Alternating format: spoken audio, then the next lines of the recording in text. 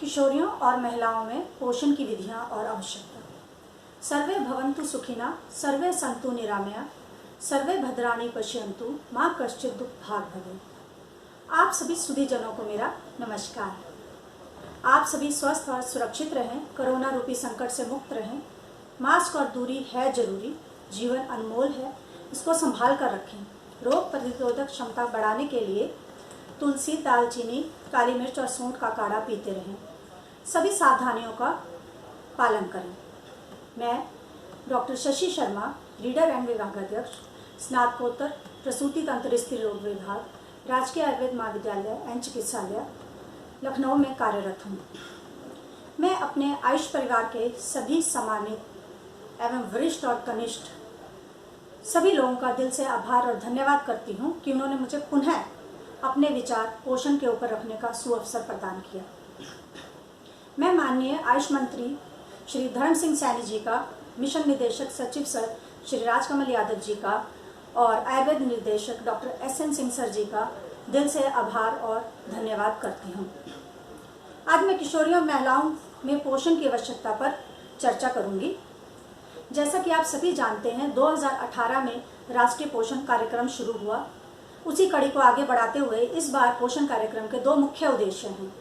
पहला है अति कुपोषित बच्चों को चिन्हित करना और उनको स्वास्थ्य लाभ देना, और दूसरा है किचन गार्डन को बढ़ावा देने के लिए पौधारोपण करना।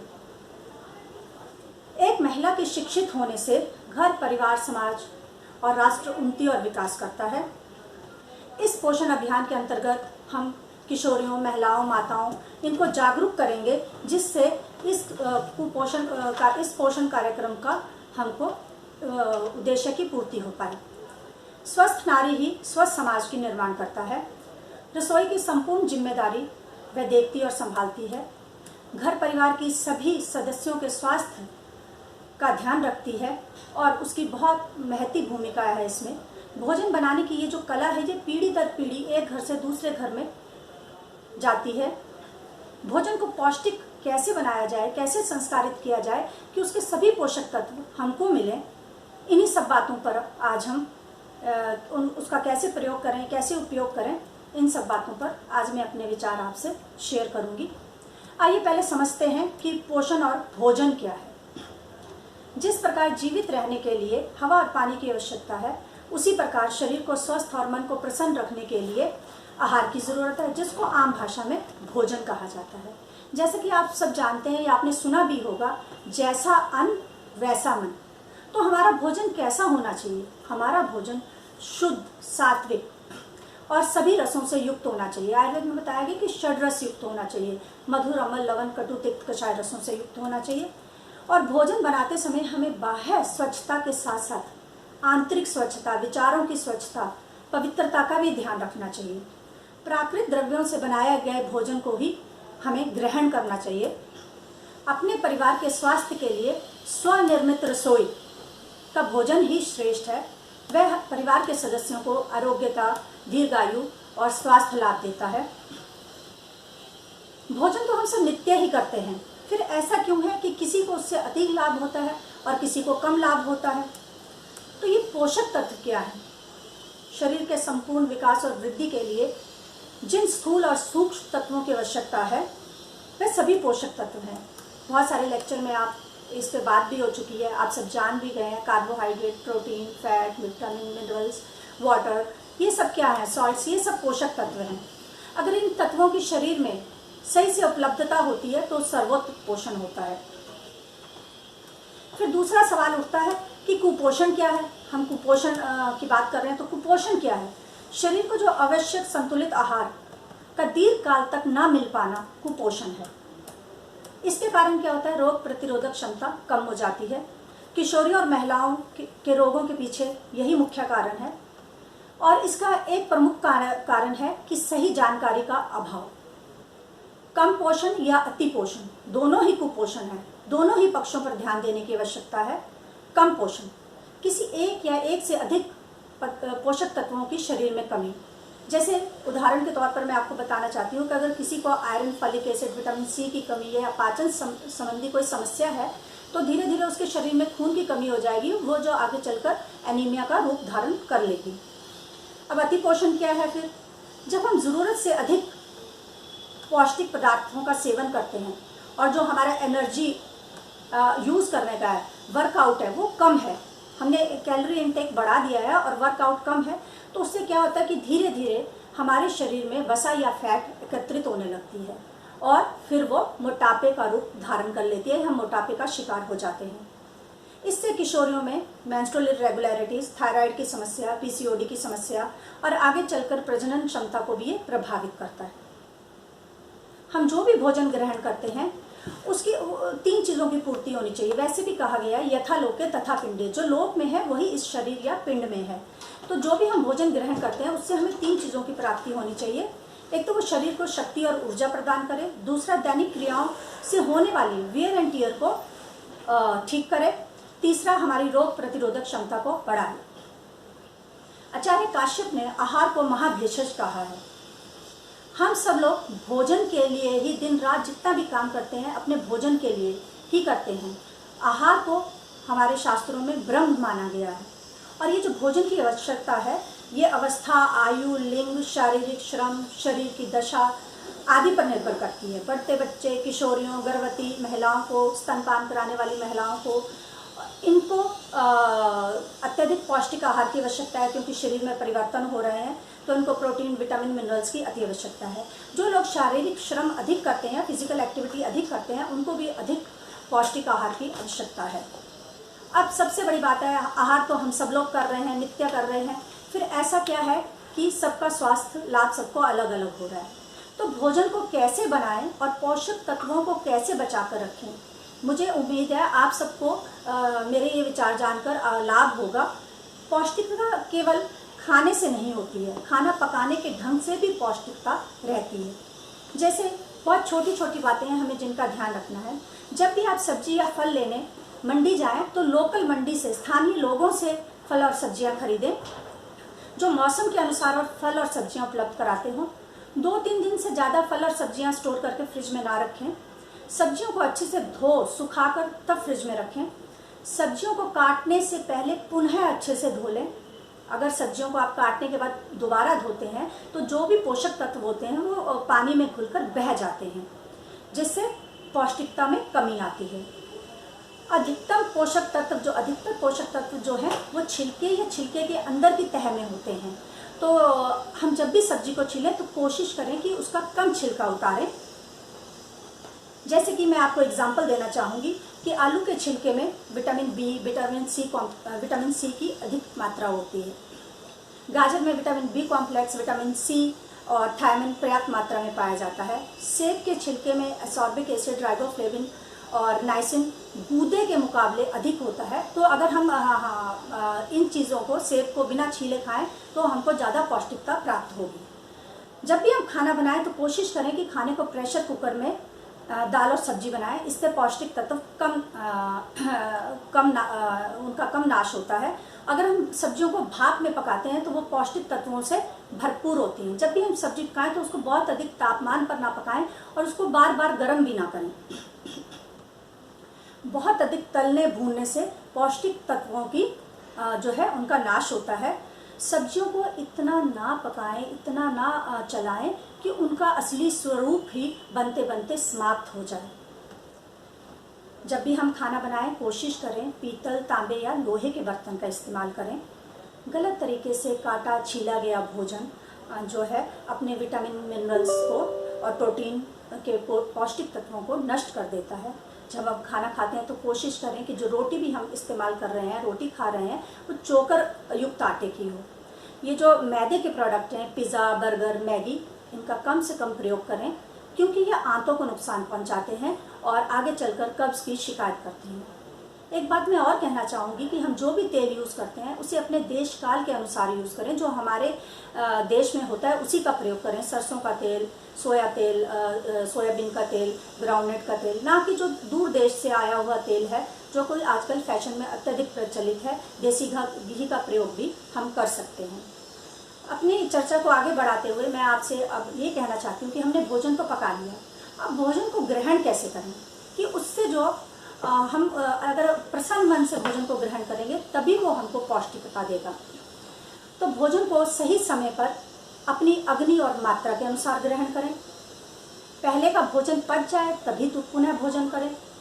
भोजन ग्रहण करते समय शांति से बैठकर प्रसन्न मन के साथ अपने देश काल के अनुसार प्रसाद रूप में उसको ग्रहण करें। भोजन को अच्छे से चबा चबा कर स्वाद लेकर खाएं। भोजन को बहुत जल्दी जल्दी या बहुत धीरे धीरे ना खाएं।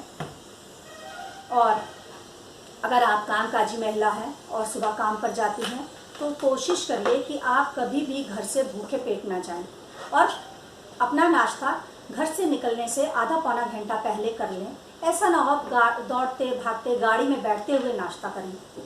मैं अपनी माताओं और बहनों से ये भी कहना चाहती हूँ कि अगर वो सुबह 8 से 10 के बीच में नाश्ता कर लेंगी तो दिन भर ऊर्जा से भरपूर रहेंगी। उनको समय समय पर भूख लगेगी। जो उनको एसिडिटी गैस की समस्या है वो भी नहीं होगी। अब हम बात करते हैं किशोरियों के पोषण की। स्त्रियों को जीवन काल में विभिन्न अवस्थाओं से गुजरना पड़ता है और उनके भोजन की ज़रूरतें भी काल के अनुसार भिन्न भिन्न हैं। एक नन्ही किशोरी है, नन्ही शिशु है, नवजात बालिका है, फिर किशोरी हुई, फिर गर्भावस्था में गई, स्तनपान की अवस्था में आई, सूतिक अवस्था में आई, फिर रजोनिवृत्ति काल में आई। तो ये औरत के कालक्रम की विभिन्न अवस्थाएं हैं। जन्म के बाद ही एक बालिका के पोषण और देखभाल में प्राथमिकता मिलनी चाहिए, जो आज भी हमारे देश में इसका अभाव है, जिससे ये जो कुपोषण का चक्कर है जो पीढ़ी दर पीढ़ी चल रहा है इसको हम तोड़ पाएंगे। 10 से 19 साल के बीच की अवस्था जो है किशोरावस्था है। इस समय शरीर का तेजी से विकास होता है, शारीरिक मानसिक परिवर्तन होते हैं, हार्मोनल चेंजेस बहुत ज़्यादा होते हैं। बच्चे इस समय बहुत ज़्यादा संवेदनशील होते हैं और इस समय एक बच्चा वयस्क बनता है, यौन परिपक्वता की ओर बढ़ता है। तो किशोरियों के मन में इस समय अनेक प्रकार के प्रश्न और शंकाएं होती हैं, जिनका उसकी माता को, टीचर्स को, पेरेंट्स को, सबको समाधान करना चाहिए। यदि एक किशोरी कुपोषित होगी तो भविष्य में आगे चलकर एक कुपोषित बच्चे को ही जन्म देगी, जो जिसमें प्रसव के कारण भी कठिनाई हो सकती है, जैसे समय से पहले प्रसव का हो जाना, बच्चे का वेट कम होना, प्रसव उपरांत रक्तस्राव का होना। इससे शिशु और मातृ मृत्यु दर की भी बढ़ती है और लालन पालन में भी कठिनाई होती है। इस समय किशोरावस्था में मासिक स्राव की भी शुरुआत होती है। तो किशोरियां खुद को इस समय असहज महसूस करती हैं, अपनी बात बहुत जल्दी किसी से शेयर नहीं करती हैं और कभी कभी अत्यधिक मासिक स्राव होने से क्या होता है कि उनमें खून की कमी हो जाती है पोषण के अभाव में, जो आगे चलकर एनीमिया का रूप धारण कर लेती है। आज भी हमारे देश में एनीमिया मुक्त भारत प्रोग्राम चल रहा है, फिर भी 49 to 50% किशोरियाँ जो हैं वो आज भी एनीमिया से ग्रसित हैं, जिसके कारण किशोरियों में कमज़ोरी लगना, बार बार चक्कर आना, लगातार सिर में दर्द होना, भूख नहीं लगना, बालों का गिरना, चेहरे की चमक का कम होना, जोड़ों में दर्द, कमर में दर्द, चेहरे पर मुहांसों का होना, मासिक का कम होना या अधिक होना या दर्द के साथ होना आदि अनेक समस्याएं होती हैं। तो मैं किशोरियों को कहना चाहती हूँ कि आप अपने पोषक तत्वों पर, खाने पर थोड़ा ध्यान दें। आपको सुपोषित होने के लिए सभी प्रकार के अनाज का सेवन करना है। गेहूं के साथ ज्वार, बाजरा जो भी आता है सभी अपने खाने में सभी प्रकार की दालों को शामिल करें। सूखे मेवे आप शामिल कर सकते हैं। बढ़ते बच्चों के लिए घी और दूध तो रसायन के समान है, तो बढ़ते बच्चों को दूध और घी का सेवन ज़रूर करना चाहिए। संपूर्ण आहार है। आप एक ही दाल का सेवन ना करें, सभी दालों को मिक्स करके बार बार उनका सेवन करें। कम से कम 1 कटोरी दाल और 1 कटोरी सब्जी और भरपूर नाश्ता करें। अपने तीनों टाइम का खाना आप समय पे खाएं। कभी कभी खून की कमी हो जाती है, अगर अब बहुत ज़्यादा नहीं है तो घर से पोषक तत्वों से ही हम उसको पूरा कर सकते हैं। तो जैसे पालक, मेथी, सोया, अमरूद, अनार, रंग बिरंगी सब्जियां, हरी पत्तेदार सब्जियां, दूध, दही, पनीर, इससे हम गुड़ चना आप ले सकते हैं, आंवले का सेवन कर सकते हैं, मूंगफली का प्रयोग कर सकते हैं। तो इससे हमको खून की कमी के कारण जो समस्या आ रही हैं उनमें आराम मिलेगा। कमर दर्द है, जोड़ों में दर्द है, तो आप दूध आपके लिए संपूर्ण आहार है, कैल्शियम रिच है। आप तिल का प्रयोग कर सकते हैं, मशरूम का, दही, सोया पदार्थों का प्रयोग कर सकते हैं।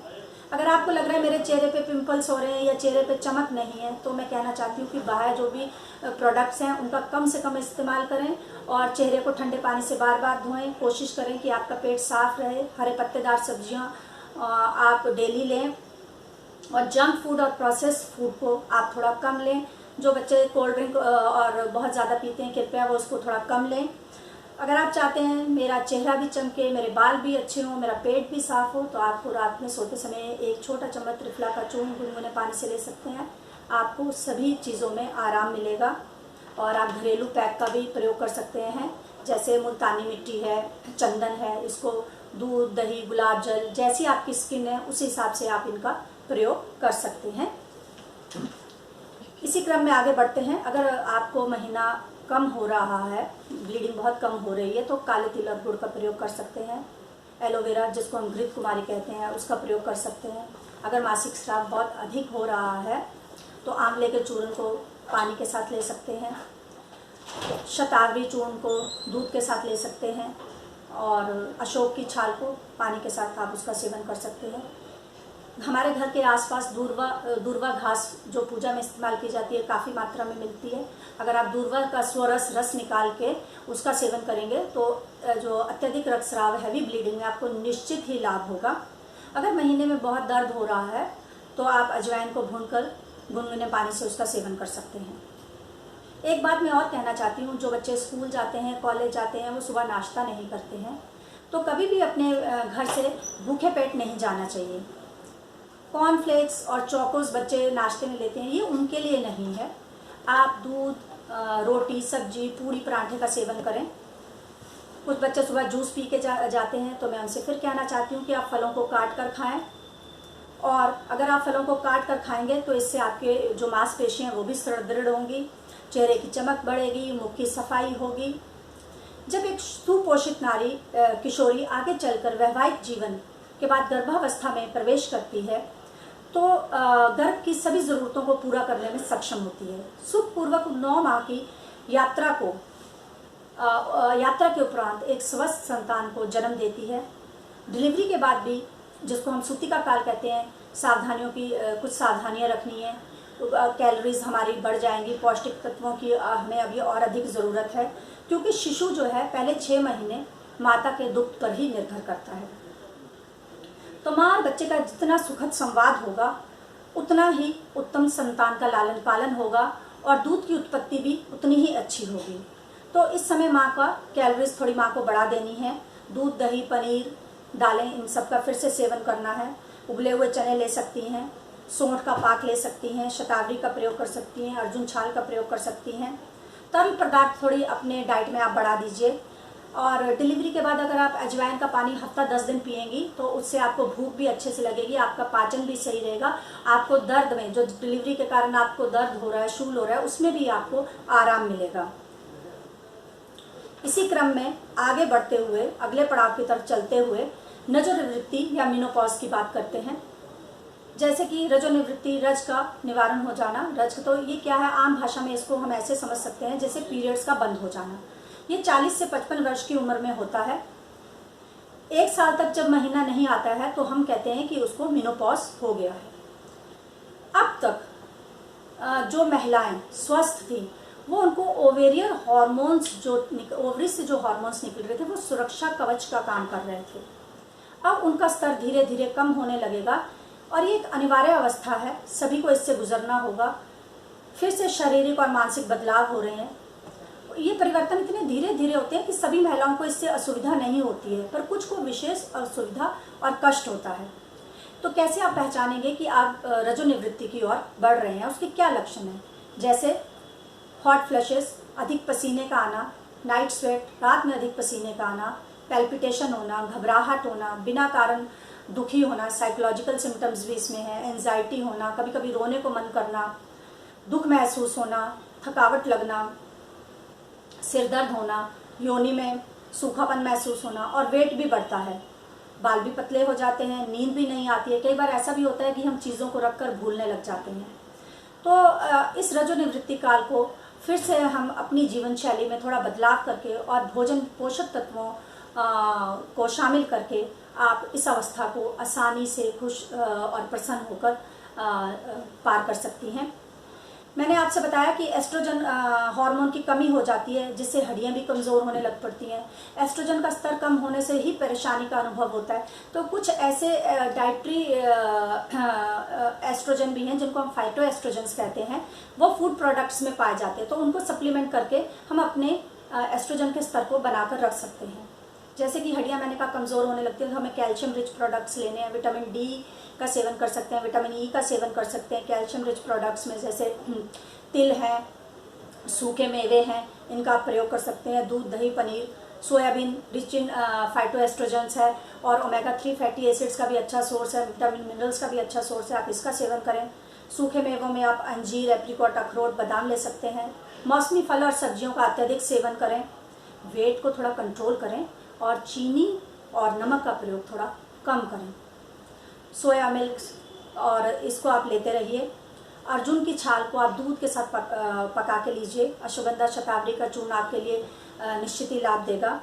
हल्दी इसके लिए बहुत अच्छा विकल्प है, हल्दी को आप दूध में पका के ले सकते हैं। अलसी या फ्लैक्स सीड जो आजकल बहुत फैशन में भी है, इसके आप लड्डू बना सकते हैं या अलसी को भून कर दूध के साथ उसका सेवन कर सकते हैं। सहजन एक अच्छा सोर्स है, सहजन की सब्जी भी आप बना के ले सकते हैं। और इन्हीं सब चीज़ों के साथ साथ आपको हल्का फुल्का व्यायाम, एक्सरसाइज जो भी आप कर पाएँ उनको करते हुए आप इस पड़ाव को अच्छे से पूरा करिए। इसी के साथ मैंने आपको बताया था कि हमारा दूसरा उद्देश्य है पोषण माह के अंतर्गत पौधारोपण करना या किचन गार्डन को बढ़ावा देना। इसमें मैं आपको 2 मिनट में आपको कहना चाहती हूँ, किशोरी और महिलाओं को पोषित करने की बात तो हम सब कर रहे हैं, पर हमें अपनी प्रकृति की रक्षा और सुरक्षा भी करनी है, उसे भी पोषित करना है, तभी धरती भी हमें धारण कर पाएगी। आजकल खाली जगह की सबके पास कमी है, फिर भी कुछ औषधियाँ हैं जिनको हम गमलों में भी लगा सकते हैं और अपने सुंदरता भी हमें मिलेगी और हमारे आसपास की वायु भी शुद्ध होगी और औषधीय पौधों का लाभ भी मिलेगा। तो जैसे आप तुलसी, कड़ी पत्ता, अजवाइन, लेमन ग्रास, गिलोय, धनिया, पुदीना, सलाद के लिए पालक का इस्तेमाल कर सकते हैं और तो या घृत कुमारी को लगा सकते हैं। तो कोशिश करिए कि कुछ गमले आप जितनी भी आपके पास जगह हो आप उसमें ज़रूर लगाएं। इन्हीं बातों के साथ मैं अपने संवाद को विराम देती हूँ। जय आयुर्वेद, नमस्कार।